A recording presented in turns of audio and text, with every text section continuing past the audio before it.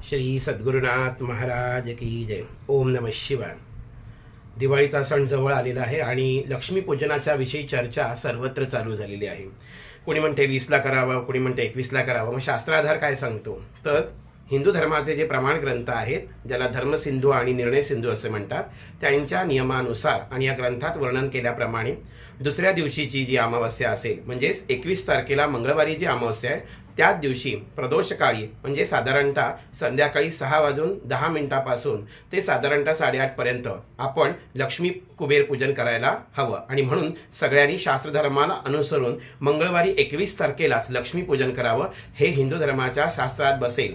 इतर काय जण काय सांगतात, काय करायचं, हे सगळं लक्ष न देता अत्यंत श्रद्धेने निशंक मनाने जर आपण लक्ष्मी मातेचं पूजन केलं तर खऱ्या अर्थाने दिवाळी साजरी होईल.